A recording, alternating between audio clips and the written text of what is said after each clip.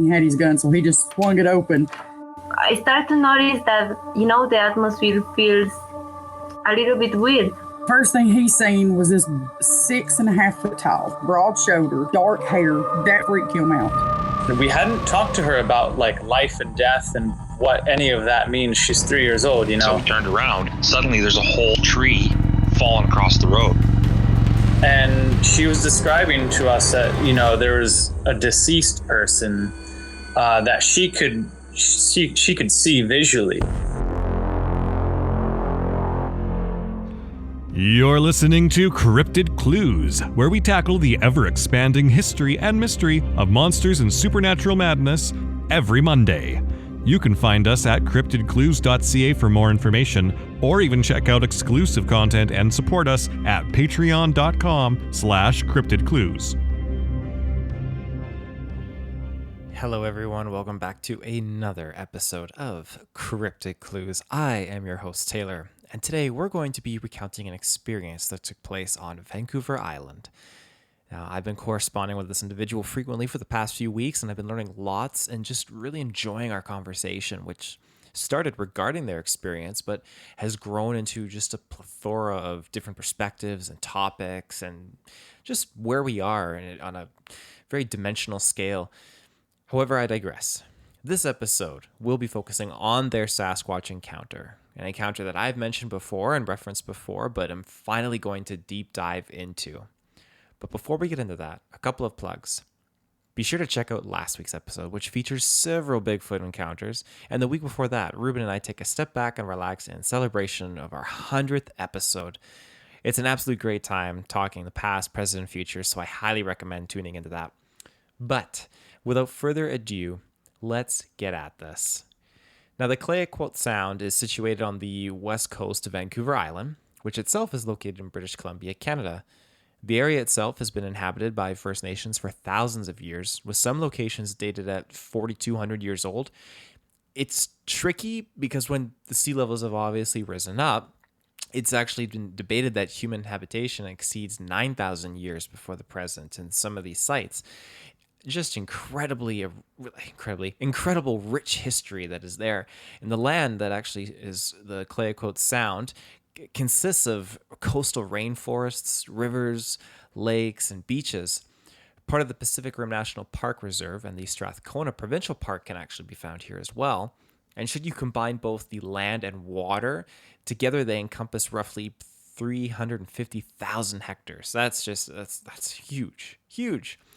Now, Clayoquot Sound is the home of wolves, black bears, cougars, gray whales, orcas, porpoises, seals, sea lions, river otters, bald eagles, osprey, marbled murrelets, Pacific loons, Roosevelt elk, and raccoons. It is rich, a rich ecosystem. Very natural, many inlets that aren't accessible by anything other than a boat or a seaplane. Now, I have not stayed in inlets this far north, but I have been to a few a little bit more south, and I can attest to once you can't get out there some of these places by boat, it can just be a little bit too chaotic, but you can get out there by seaplane, you land, you're living on the water. These little villages and communities that are built offshore, just floating little towns, and it's just wonderful out there. You're so isolated, so remote, and you just see wildlife left, right, and center. You'll see bears all over the beach, and just it's wonderful, a wonderful experience. And that's where this individual comes into play, which we'll talk about in this, was I quote this experience, but they're just going out to a very remote part of this Vancouver Island, and they're a photographer. They're out here, they're taking wonderful shots. I looked at some of their work, just incredible. And so it's just really a wonderful thing to just kind of detach yourself from the world and society as we know it and really place yourself in an isolated location like this. I believe I've mentioned this in the past, but I think that there is so much truth to it where you should go out and stay in the woods alone and just really offer that experience to your mind and to your soul and to your heart, and just really take advantage of how that can feel. And of course, it'll be a little bit scary, but I think there's a lot of power and embodiment that can come from something like that. I'm working my way up to doing it. I'm a little too busy, so it's hard for me just to kind of skedaddle out into the woods and camp out for one night on my own. But eventually, maybe when I retire in like 20, 30, 50, 60 years. But I digress.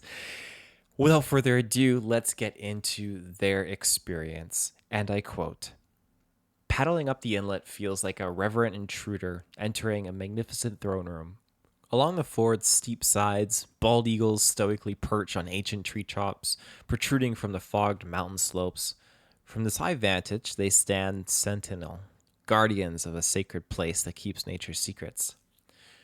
I wrote these words in the summer of 2012, after falling in love with one of Clayoquot Sound's remotest corners, a pristine region on Vancouver Island's west coast. The inlet radiates the mystical air of the Pacific Northwest more than any other place I visited. A dramatic topography covered in exquisite expression of the ancient temperate rainforest ecosystem. The river valley and adjacent fjord are powerfully humbling. The wild charm of the place cast a spell over me. And after venturing out there on kayak trips and camping in the valley for 1 or 2 nights, I knew I would return someday to spend much longer. In early summer of 2014, everything seemed to fall into place. I prepared for a stay of 1 to 2 months, a solitary hidden cabin clinging to the vastness of the wild scenery and representing the only human trace in this realm would act as a perfect home base. My intention was to explore the nature of wilderness living, tune in with this region's pristine air, observe wildlife, and sharpen my senses in interplay with the natural world. I wanted to deeply connect to the feeling of being in this place and situation rather than exploring the place itself. The spirit of this trip would be quite different from my past wilderness journeys, in that I wasn't looking to go on an ambitious destination-driven adventure. My aim was simply to see what I could learn from being myself in my favorite wild place. I found myself heading out into the Sound on a sunny morning in mid-July. When the shuttle boat I had hired entered the mouth of the inlet, I felt the overpowering dimensions of the place reduce our human scale to insignificance. The cabin, nestled secretly between the waterline and steep forested mountain slopes behind, I unloaded my kayak and boxes full of gear, waved at the driver, and watched his boat disappear into the distance. This has been my dream for 2 years. I moved into the cabin, settled in, and started the simple, rustic, yet very comfortable and gentle way of wilderness living I had imagined. The cabin was an ideal home base and a safe shelter. The days were sunny, without a single cloud in the sky, the nights starlit and cool. I observed the morning fog lifting off the mountains and the ford when I awoke, saw the tides roll in and out in front of the cabin, watched the light revealing the many different facets, shades, and moods of my favorite place. In most wild and abundant places, you rarely see the wildlife. Although it is there on its elusive missions, defying human understanding. Here, however, bald eagles, kingfishers, gulls, ducks, seals, sea lions, and river otters revealed themselves quite frequently. The haunting call of a loon traveled across the water from the estuary in the evening, and often I could hear the deep booming of male sooty grouse resounding from deep inside the mountain valleys. I paddled to the river estuary each day and evening, quietly sitting in my kayak, observing and listening. After dark, I ate dinner by candlelight inside the cabin. I then switched on my headlamp to write wildlife reports and journal notes. Later, I lit incense sticks to keep the mosquitoes away and fell asleep, comforted by the solitude of this remote place, so used to echoing back at itself without the attendance of a human witness. My mind was free of distractions, and time seemed to stretch. 4 beautiful days of living in the moment felt like weeks. I came to realize that part of the beauty of my favorite place and its appeal to me was its unapproachable seclusion. As much as it was a place of bright beauty, abundance, peace, retreat, and serenity, it also carried an obscure air of reticence, inaccessibility, twilight hostility, and deep mystery. I could sense nature's inexhaustible potential and energy there. It was wild, a place for humans to visit, but not remain. On the 5th day, I lay down for a nap in the afternoon and awoke to the filtered light of early evening. I launched my kayak and went for my customary paddle to the river estuary. When I returned, I noticed the weather changed since my arrival. After dinner, I stepped outside on the front porch. The clouds were a lid sealing the roof of the Ford, making the standing air close and muggy. In the pitch black beyond the porch, the night was conspicuously silent. The water was still, there wasn't a breath of wind, and I couldn't hear any bird calls or seals catching fish close to the shore like the previous nights. I went back inside and exchanged texts with my friend in Tofino on my satellite communication device, and then I heard a strange sound somewhere in the distance. I stepped back out onto the porch and listened carefully. Yes, there it was again. It sounded as if big rocks or boulders were being turned over or thrown. It must have been a black bear looking for a late-night snack in the intertidal zone. That's what I reasoned. Or perhaps rocks loosened by the change in temperature falling out of the cliffs. I strained to hear any other clue as to the source, and that's when the strange owl-like vocalizations started. It seemed like several of them were replying to each other from different locations in the distance. Between these sounds was absolute silence. Half an hour later, the tumbling boulder sounds continued. Brushing my teeth, I tried to convince myself that the periodic silences were peaceful rather than strained. Suddenly, one of the rock sounds erupted with the intensity of an explosion. It was much closer than before. My toothbrush nearly fell out of my mouth. My hairs stood on end. Was I not alone? Was there illegal logging nearby? I hadn't seen any lights. No traces of human activity at all. It couldn't be, especially not at 11:45 at night. No. I was completely alone in this remote corner of the Clayoquot Sound, and I was beginning to feel it. My instincts told me to retreat into sleep. I had probably just allowed myself to get spooked. I felt almost comfortable retiring to the cozy half-attic under the roof, away from the dark window panes that stared blindly out into the raven black night from the three sides of the cabin. Very soon, I drifted into sleep. The rock sounds and eerie calls continued cutting the silence outside. I was rudely awakened from my dreams into a nightmare. Fully and immediately present, my eyes opened widely. My breath came to a stop. My heart pounded wildly, and I felt a torrent of adrenaline flood my body. I was petrified. My senses had never been more acute. I sensed that this is what mortal fear feels like. Loud stomping on the ground right next to the cabin's surrounding boardwalk shook me to the very core. Each stomp made the cabin tremble. The massive force applied and its rhythmic nature were absolutely intimidating. More than that, they were beyond anything that I could associate with the animals you would usually expect to encounter in these forests. The stomping was joined by the most horrific vocalizations, disturbingly erratic and deliberate at once, tribal, not quite like human speech, but similar enough to recognize certain elements. It sounded as if something was trying to speak, shout, articulate itself without quite mastering the language. It is our senses that are the primary knower of truth, and not our mind. Even before my brain jumped in with a thought, my senses understood the message. Clear out, go away, leave, we are here, you cannot be here.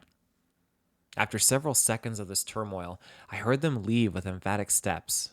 Two bipedal creatures, erratically running off with tremendous speed and agility, each footfall causing the ground and the cabin on it to tremble. I pressed my hands against my ears as hard as I could. I wanted to seal off my senses. I hid under my sleeping bag in the darkness, every muscle of my body strained, fully covered in cold sweat. For the next few hours, I remained frozen, still pressing my hands against my ears and vowing that I would leave as soon as the light of dawn released me. My love of adventure stems from challenging situations that make me present in the moment. But this experience was way too visceral, and my passion for adventure faded in those moments. I suddenly yearned to start a life in the city and work in the safe boundary of an office, drawing a heavy curtain around everything that is wild. That night, I tried to send 17 messages on my satellite device, daring only to lift one hand to text my friend 55 kilometers away. I need a pickup right away. Please send a float plane. Of course, I didn't have a clear view of the sky from my hideaway under the roof. Still, I prayed that the messages would somehow send through the tiny air circulation window under the gable. I couldn't imagine moving to a more exposed spot. As dawn slowly seeped into the cabin, I carefully allowed my ears to listen again and my eyes to see again. I tentatively climbed down the ladder into the main living area and started packing the most necessary things into a few immersion bags. The float plane wouldn't be able to transport all my gear, but I didn't care about leaving things behind. I didn't dare look outside. Finally, I received a message back from my friend. I'm on my way down to the dock. I'll send you a float plane.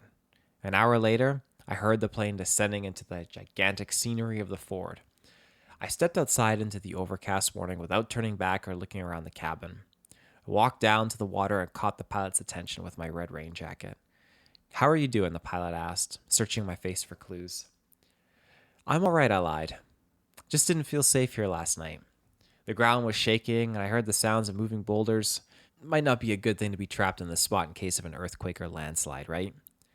There was no way I could tell him the truth without seeming crazy. But he pressed me. Curious to learn more about the sounds I'd heard, I described them more precisely. That sounds like Sasquatch to me, the pilot offered. I hear stories from the people up and around here who see them turning over boulders on the shoreline. Later, my friend in Tofino would echo the pilot. I guess there's a reason why the First Nations call that place home of the Sasquatch. The plane turned down the ford, picking up speed and lifting into the cloudy Clayoquot morning. We flew over the dense and mysteriously fogged forest cloaking the inlet's mountain slopes. For the first time, I saw the waters, mountain ranges, cliffs, and river valleys of my favorite place from the air. I couldn't peel my eyes away. A mere 4 hours before, it had taught me what real fear is, and now I fell hopelessly in love with it all over again. End quote. Such an intense encounter. It is just full of very intricate little details, and I'm just going to say it now, I don't blame him for not wanting to go and walk around that cabin and explore. You would not feel safe even in the light of day.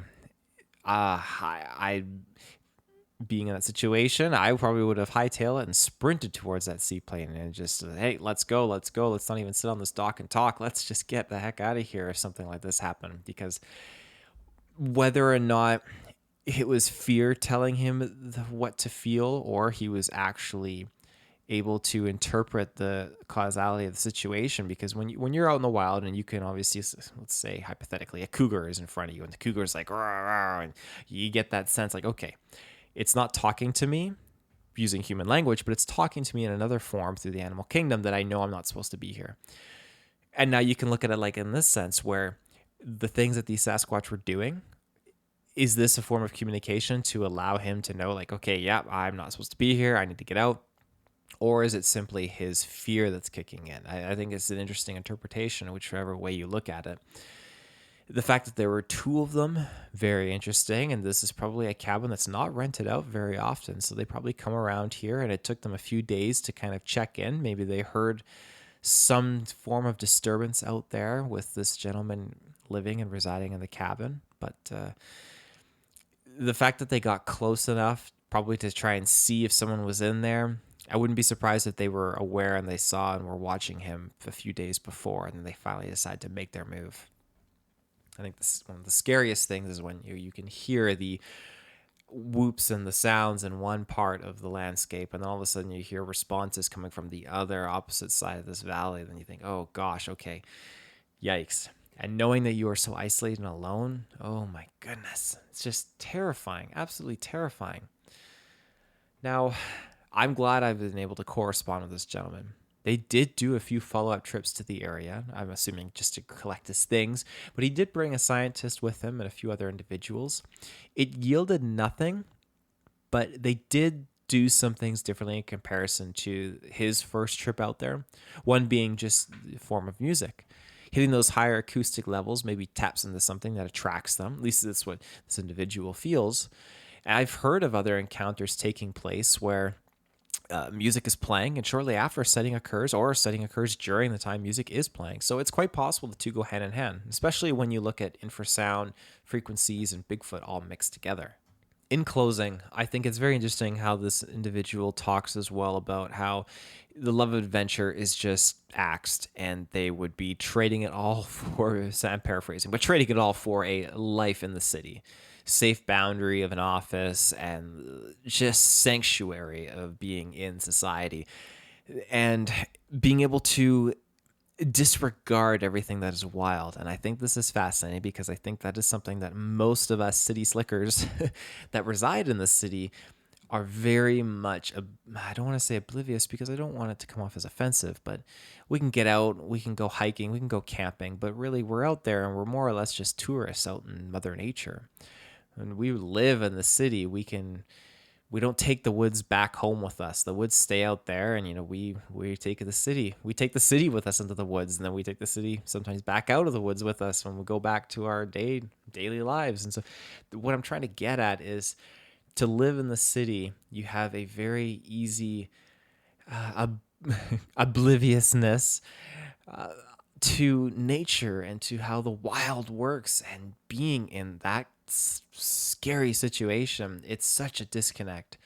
And you get so comfortable living in the city. You really, really do. And of course, I'm not saying that we're devoid of horrible things happening in the city. Of course, there's crime and there's other terrible things, but you do have that comfort because humans are social creatures. We love to be in social situations, albeit not necessarily myself all the time. I can be a little bit of an introvert, but we all, to a degree, love to socialize. We love to tell stories. We love to be connected in that regard. And so to pull that rug out from underneath your feet and just to be alone, it's a very different situation. And that's what I've been trying to allude to at the beginning of this episode, is just the fact that most people don't put themselves in those situations because we're so used and content with being in the city, being around other people, and being within our four walls of our life, is what I'm saying. And to open up one of those walls can be very scary. And in the case of the Clayoquot Sound Sasquatch, opening up all your walls and being exposed in this remote location, it's just a heckin' time. Good Lord. But I could keep going on and babbling on about that. The gentleman that I've been corresponding with, we've talked so many different things and dimensions and whatnot. And it's just really cool just to have those discussions about Sasquatch and different possibilities. I digress. That is it for this week's episode. I hope you enjoyed it. I was very, very excited to be able to talk about this experience. It's been something I've been craving to talk about for a while. And again, thank you for allowing me to share it on the show. Really appreciate that. But yes, thanks for listening to this week's Cryptid Clues. I'm your host, Taylor. If you wish to reach out, you can send us an email, cryptidclues@gmail.com. If you want to check out our social media channels, Twitter, YouTube, and Facebook are the places, as well as our Patreon. So until next time, everyone, take care and stay safe.